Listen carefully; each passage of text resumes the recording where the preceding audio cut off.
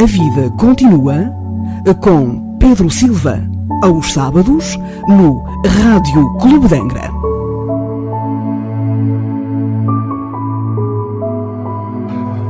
Boa tarde, caros amigos e ouvintes do Rádio Clube de Angra, bem-vindos à Vida Continua. Neste sábado de Carnaval, vamos fazer aqui algumas reflexões sobre dois aspectos, sobre o tempo e sobre o espírito. E a seguir ainda vão a tempo de irem para as sociedades assistirem aos bailinhos e danças de Carnaval. Dá tempo para tudo.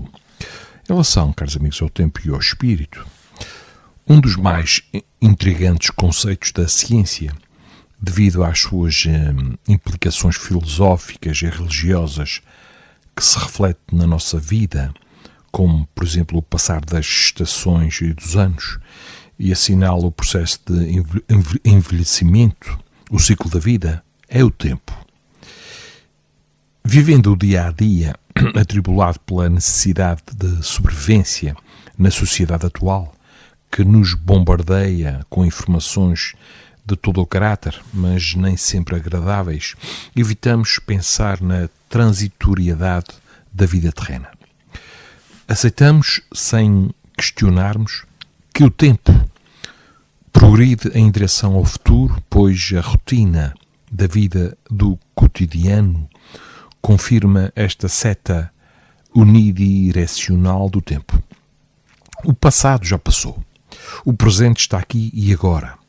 Não podemos reconstruir as nossas vivências, nem retroceder e revisá-las, como num artigo ou num filme, consertando uma coisinha aqui e outra acolá.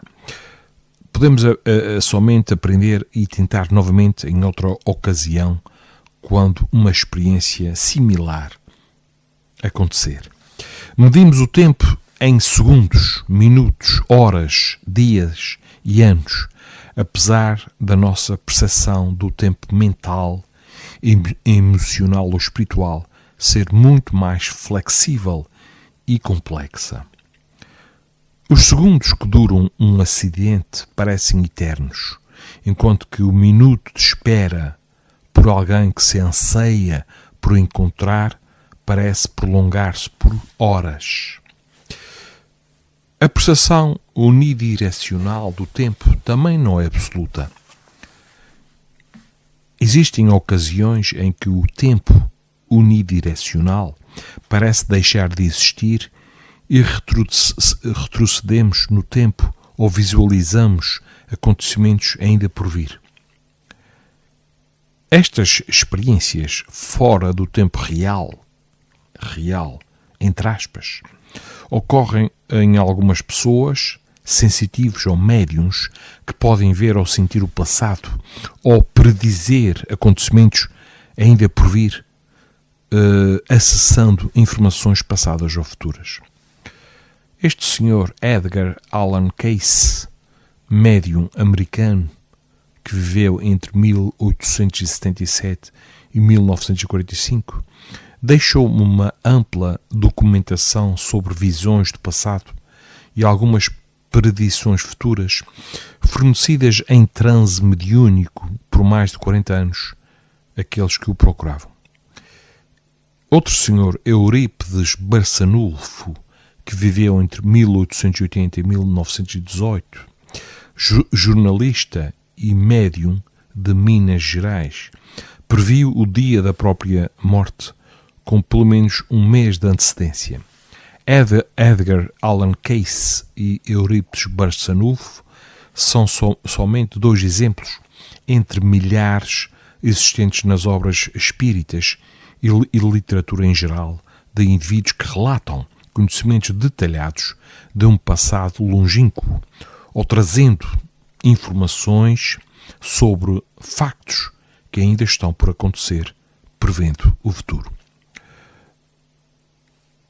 Talvez tenhas, caro amigo, ouvinte, tenhas tido também a tua fugaz experiência da relatividade do tempo, quando a janela do tempo se abriu e pudeste perceber experiências anteriores ou acontecimentos que estariam por vir.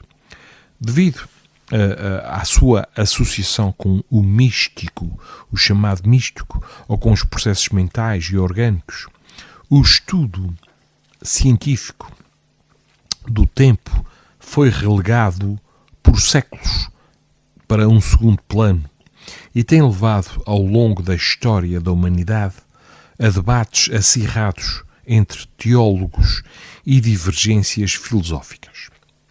Enquanto teólogos e filósofos discutem as partes técnicas da relação entre tempo e eternidade, os místicos orientais desenvolveram técnicas que induzem a estados atemporais onde passado, presente e futuro coexistem simultaneamente, e os médiuns de todos os tempos têm demonstrado a possibilidade de acessar memórias passadas e eventos futuros. Aristóteles, filósofo e cientista grego, foi provavelmente o primeiro a postular o tempo como movimento, mas foi Galileu, muito mais tarde, quem introduziu o entendimento do fator tempo como uma unidade mensurável e independente ao medir o período de um pêndulo usando a sua pulsação cardíaca. Com Newton, o tempo surge como um conceito matemático, real e absoluto, que, por sua própria natureza, flui sem relação com qualquer coisa externa. Na mecânica newtoniana, o tempo é um parâmetro fundamental e é, na sua essência, um tempo matemático, absoluto e universal. Mais tarde, em 1905, Albert Einstein introduz a noção de relatividade do tempo, ao estabelecer que a velocidade da luz no vácuo é a mesma em qualquer sistema de referência inercial e não depende nem da velocidade da fonte que está a emitir a luz, tampouco do observador que a está a medir. Assim, que dois eventos que ocorrem no mesmo momento num sistema de referência, se forem observados num outro referencial, podem ocorrer em momentos diferentes. Bom, para Einstein, tempo e espaço estão interconectados e passado, presente e futuro são somente ilusões. A teoria geral da relatividade de Einstein foi recentemente comprovada com a descoberta da onda gravitacional oriunda da colisão entre dois buracos negros em fevereiro do ano de 2016 pelo laboratório LIGO dos Estados Unidos. Portanto, o observatório, que é um observatório de ondas gravitacionais com interferômetro laser. Para alguns neurocientistas, a percepção do tempo está relacionada a processos quânticos no cérebro que se relacionam com a consciência. A revolução iniciada por Einstein e outros pioneiros está apenas a começar. Outros horizontes se abrem à ciência com o aprofundamento dos estudos sobre os campos de ondas gravitacionais, o espaço-tempo e suas implicações, e com a aceitação da consciência imortal, que é o espírito, que já começa a ser considerada por alguns cientistas. Para quem segue a doutrina espírita, esta revolução já começou há mais de 150 anos, com a codificação da doutrina dos espíritos por Allan Kardec. E nos 5 livros que compõem a codificação estão os conceitos fundamentais que regem a vida. O espírito, o ser imortal que cada um de nós é, esquece o seu passado milenar ao reencarnar, mas retém os conteúdos que são úteis à sua evolução espiritual, os quais se manifestam geralmente como tendências inatas. Em certas ocasiões, é facultado o acesso a informações do passado ou do futuro, necessárias para a sua evolução ou para aqueles que lhe acompanham na vida. A memória pregressa vem à tona por processos que a ciência ainda não sabe explicar. A memória, como o pensamento e outras funções primordiais do espírito, ainda não são explicadas por este campo. Ensina a doutrina espírita que o espírito percorre o espaço com a rapidez do pensamento e é como um centro que se irradia por todos os lados, dependendo da sua evolução. Assim, ao alcançar estágios mais altos na hierarquia evolutiva, o espírito se livra desta percepção unidirecional do tempo, relativizando, ao mesmo tempo tornando reversível, seja por acessar a memória passada ou antecipar possibilidades futuras. Caros amigos e ouvintes, num dos livros que compõem a codificação espírita, intitulado A Gênese, diz que Galileu faz uma análise do tempo, esclarecendo que o tempo é apenas uma medida relativa à sucessão das coisas transitórias e afirma que o tempo passa a existir no momento da criação e existe de modo diverso em cada universo, e se passa a citar tantos mundos na vasta amplitude quantos tempos diversos e incompatíveis. O conceito de tempo é, portanto, inerente à realidade material do universo que vivemos. Outros existirão onde a prisão do tempo já não existe. Na perspectiva de outros horizontes, onde o tempo e o espaço não mais nos aprisionam, vemos também um convite à evolução, o objetivo da vida. Ao ampliar a consciência, conhecendo e vivendo as leis universais e morais que nos regem a todos, libertamos-nos das prisões interiores e avançamos em direção à conquista da plenitude, que nos libertará também da ilusão deste fator tempo. Como ensina Joana de Ângeles, ilumina-te, pois a cada momento, acendendo a sublime claridade do discernimento na mente e do amor no sentimento, a fim de conseguires a paz e os estímulos para a sublimação, para a felicidade plena. Aqui gostaria de terminar a vida continua deste sábado com uma mensagem de um investigador francês, Léon Denis, que diz assim, isto já foi há uns aninhos atrás, mas é atual. Ele diz assim, vivemos nesses dias de dores e apreensões, medos e preocupações, o alvorecer de uma nova era, cujos clarões começam a despontar no horizonte. Embora o alvoroço em torno do vírus que assola a humanidade, contaminando corpos, ceifando vidas e deixando de prontidão os demais, um clarim se faz ouvir por todos os quadrantes do planeta, anunciando que um ciclo se finda e outro se inicia.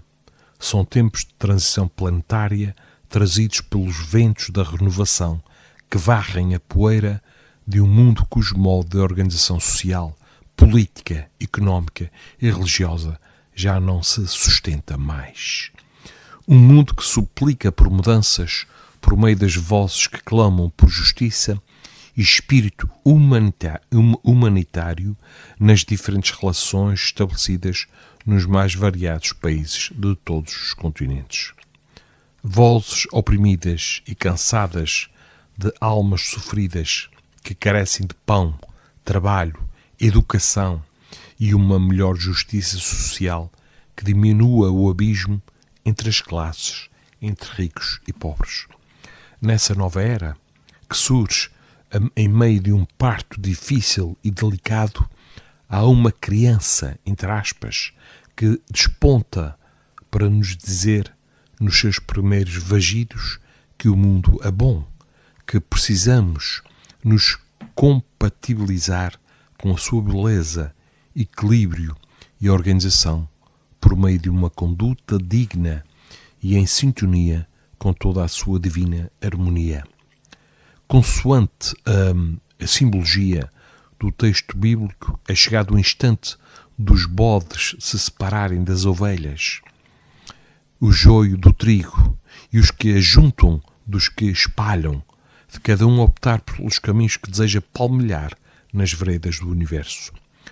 Não estranhemos que tudo proceda com esse modus operandi. O codificador da doutrina espírita, Allan Kardec, assinalou com clareza no livro A Gênese, no seu capítulo 18, quais seriam os sinais dos tempos e pontuou de modo objetivo que essas mudanças se operam lentas e imperceptíveis ou bruscamente. Assim, tudo quanto ocorre neste cenário que assusta e inquieta requisita de cada ser um retorno às bases do Evangelho. Um mergulho sensível e atento nos ensinamentos de luz do Divino Pastor, a fim de auscultarmos com atenção a essência dos seus ensinos e avaliarmos com isenção como alicerçamos e erigimos as nossas crenças e a nossa fé. Caros amigos e ouvintes, continua a mensagem de Leon Denis, dizendo que é preciso que nos perguntemos o que fizemos do Cristo dentro do cristianismo e particularmente o que temos feito do Cristo restaurado à luz do Consolador prometido. O Espiritismo não é um adorno como um camafeu que conduzimos na lapela para ostentar os seus princípios. Não é uma espada guardada e pronta a ser retirada da bainha. Não é uma arma, mas um sinal que nos deve distinguir pelo espírito de serviço ao próximo. É antes uma ferramenta de trabalho que precisa ser empregada na construção de um mundo novo a partir da reconstrução de nós mesmos. É uma chave que nos desperta e amplia a consciência adormecida. A hora é decisiva e não tarda. O instante em que seremos individual e coletivamente chamados ao testemunho, à entrega e ao sacrifício em prol dos nossos semelhantes.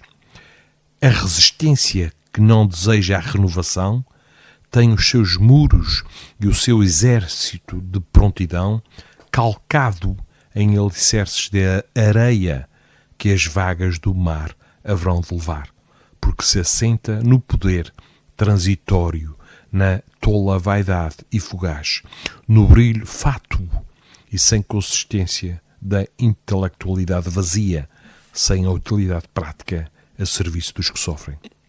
Tais espíritos, nossos irmãos, dignos de piedade, encontrarão refúgio em cenários e escolas compatíveis com o que necessitam despertar, sendo devidamente amparados. Aproveitem, meus irmãos e minhas irmãs, esse período na carne e essa hora grave para socorrer. Solidarizem-se com o povo oprimido, com as classes operárias, com os mais humildes, acercando-se dos seus ninhos de dor e provação, estendendo a eles mãos amigas.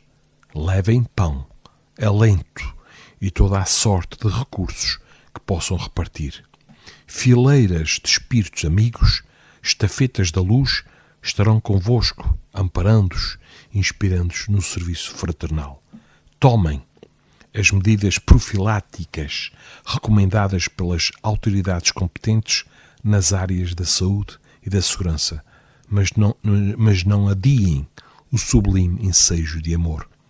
Acendam no peito a luz dessa divisa deixada e exemplificada por Jesus, que dizia: amai-vos uns aos outros, como eu vos amei. E estarão seguros agora e após o trespasse para o lado de cá espiritual, pois terão obtido a tranquilidade consciencial daqueles que cumprem com fidelidade e dedicação os seus deveres. Estamos apostos para socorrer, amparar, inspirar, dirigir e orientar os passos de cada um, de cada célula cristã, nessa marcha sem precedentes rumo à terra regenerada do amanhã. E acaba por dizer: não temam e não recuem. Caros amigos e ouvintes, vamos avançar já a passos largos para o fim deste A Vida Continua deste sábado, dia 14, dia de Carnaval, também dia dos namorados. Espalhemos cada vez mais amor uns pelos outros. Um grande bem-ajam e um grande abraço aqui do Pedro Silva. Até ao próximo sábado.